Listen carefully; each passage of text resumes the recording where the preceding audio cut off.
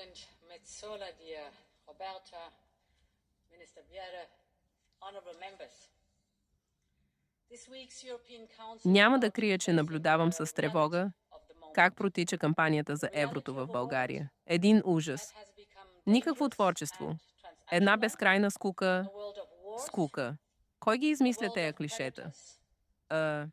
Аз да бях българка, нямаше да го харесвам това евро. На плакатите пише: еди какви си монети, еди какви си банкноти, еди каква си грапавина, еди какъв си воден знак. Единението е силата. Силата е единението. Ала-бала. Банално. Все едно всичко е измислено от изкуствен интелект.